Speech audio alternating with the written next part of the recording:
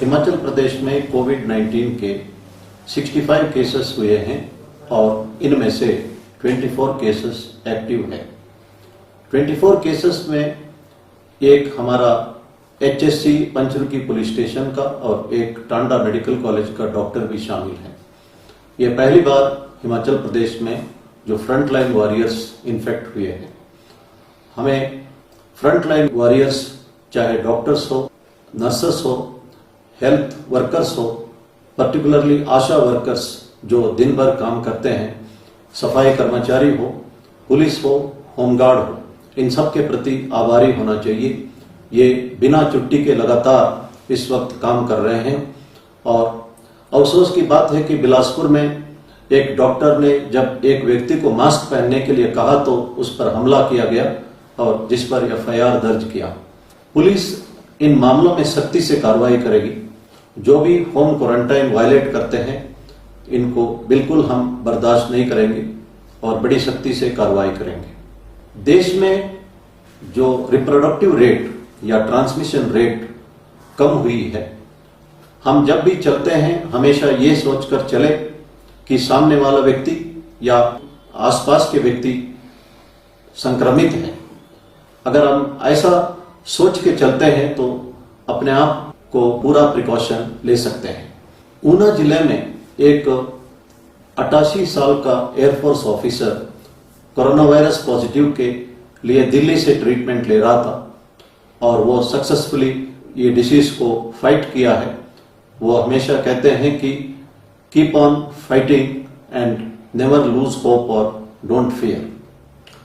ये हमारे लिए एक हौसला बुलंद करने की बात है और किसी भी उम्र का हो कोरोना वायरस को हम चाहे तो डिफीट कर सकते हैं। हिमाचल प्रदेश में वायरस का स्प्रेडिंग का रेट बहुत कम है और साथ में हिमाचल प्रदेश में जो रिकवरी रेट है ये हाईएस्ट इन द कंट्री है। इसलिए ज्यादा घबराने की जरूरत नहीं है, लेकिन प्रिकॉशन लेने की आवश्यकता है। माइग्रेंट लेबरर्स जो हिमाचल प्रदेश में हैं, मैं उनसे अनुरोध करूंगा कि हिमाचल प्रदेश में पूरा एक्टिविटी शुरू होना है और आपको काम करने का मौका मिलेगा और सरकार ने इकोनॉमिक पैकेज भी दिया है। इसलिए जहां तक हो सके स्टेट छोड़ के ना जाए। जो सरकारी दफ्तर में एंट्रेंस पर थर्मल स्क्रीनिंग करना उचित होगा। सरकारी दफ्तरों को डिसइंफेक्ट करना चाहिए और सरकारी दफ्तरों के अंदर मास्क पहनना चाहिए और सोशल डिस्टेंसिंग बनाए रखना चाहिए। ये सरकारी दफ्तर हो, प्राइवेट दफ्तर हो, सबके लिए लागू है। मीटिंग्स आदि अवॉइड करना चाहिए। अगर वीडियो कॉन्फ्रेंसिंग या वेबिनार के द्वारा मीटिंग कर सकते हैं तो उचित रहेगा और कैंटीन्स में ज्यादा लोग इकट्ठा ना हो, वहां पे बैठ के खाने की जगह अपने अपने जगह पर लेके जा सकते हैं। ये प्रिकॉशन लेने से दफ्तरों में भी इन्फेक्शन को हम रोक सकते हैं। WHO ने क्लैरिफाई किया है सिगरेट या तंबाकू से जो निकोटिन से कोरोना वायरस का कंट्रोल नहीं होगी और इससे बढ़ सकता है। WHO ने यह भी क्लैरिफाई किया है कि इस वक्त 7-8 जगह से अच्छी खबर वैक्सीन के बारे में आ रहा है। हो सकता है कुछ महीने में हमें वैक्सीन उपलब्ध हो जाए। भारतवर्ष में भी मेडिसिन के बारे में भी अच्छी खबर आ रही है, तो हो सकता है कि हमें जो ट्रीटमेंट के लिए मेडिसिन उपलब्ध हो जाए। इस आशा के साथ हमें इस कोविड-19 को फाइट करना चाहिए। जिन्हें मेंटल हेल्थ इश्यूज है, कंसल्टेशन की आवश्यकता है, नेशनल हेल्पलाइन नंबर है 08046110007। इस नंबर से आप कंसल्ट कर सकते हैं या चंबा केयर लाइन में भी आप फोन करके कंसल्ट कर सकते हैं। स्ट्रेस के बारे में, एंजाइटी के बारे में कुछ लोग कंसल्टेशन देना चाहते हैं। चंबा जिले के बरमौर तहसील में एक लड़का 3री क्लास में पढ़ता है और उसकी बहन 8वीं में पढ़ती है। ये दोनों भाई के बर्थडे के दिन CM रिलीफ फंड के लिए पिग्गी बैंक से 2100 रुपया डोनेट किया है। ये बहुत ही सराहनीय है। इससे हमको सीखना है और जहां तक हो सके CM रिलीफ फंड में डोनेट करना चाहिए। लेकिन इसके साथ साथ कुछ लोग चीटिंग भी कर रहे हैं। कोविड-19 के नाम पर पैसा इकट्ठा करके फ्रॉड भी करने वाले हैं। ऑनलाइन फ्रॉड भी इस वक्त बहुत बड़ा हुआ है। जो नॉलेज है इसको सही ढंग से इस्तेमाल कर सकते हैं, प्रोग्रामिंग कर सकते हैं या ऐप डेवलप कर सकते हैं, पैसा भी कमा सकते हैं, समाज का भला भी कर सकते हैं। हमारा एजुकेशन सिस्टम में डिफेक्टिव है। जो लोग अपना ज्ञान को अपना फायदे के लिए मिसयूज कर रहे हैं। इसीलिए भगवान साईं बाबा ने कहा कि knowledge is not the power, it is the character which is the power. जो ऑनलाइन फ्रॉडस्टर्स है इनमें से कमी है कैरेक्टर की। लखनऊ में एक ट्रक ड्राइवर जिसका नाम महेंद्र कुमार है, ये रोज ट्रक के नीचे 35 लोगों के लिए खाना बना रहा है और माइग्रेंट वर्कर्स को खिला रहा है और दाल बाटी बना के 1 रुपया भी किसी से भी नहीं लिया और खिला रहा है लोगों को। और उनसे पूछा गया कि आप पैसा क्यों नहीं लेते हो?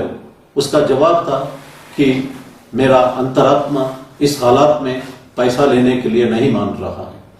हिंदुस्तान में लाखों लोग हैं जिनका अंतरात्मा इस हालात में पैसा लेने के लिए मना कर रहा है और वे निस्वार्थ सेवा कर रहे हैं। एक इंस्टेंस को मैं इस वक्त बताना चाहता हूं। तमिलनाडु में कोयम्बतूर डिस्ट्रिक्ट में एक 82 साल की औरत है जिसका नाम कमला था।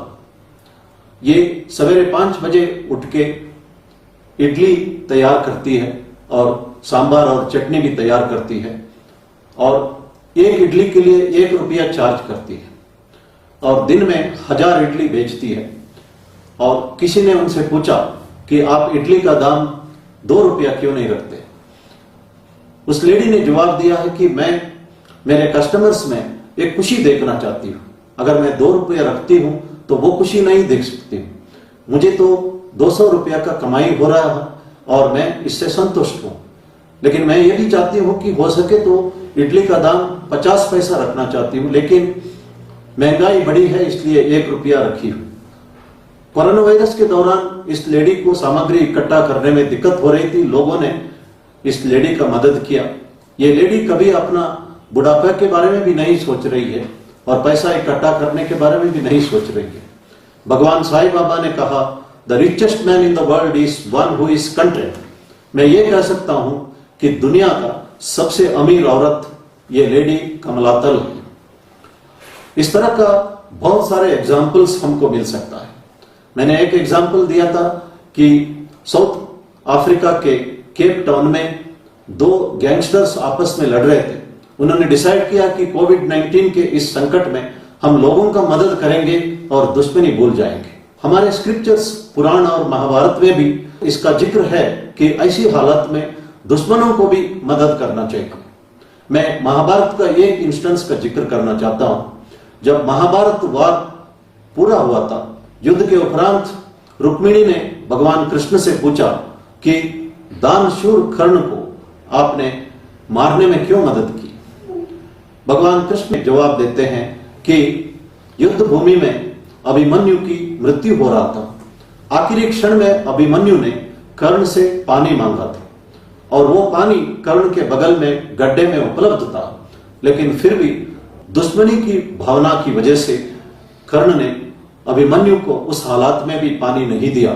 इसलिए जब कर्ण का रथ का पहिया उसी गड्ढे में फंस गया तो मैं अर्जुन को कहा था कि यह सही वक्त है कर्ण को मारने के लिए, और कर्ण मारा गया।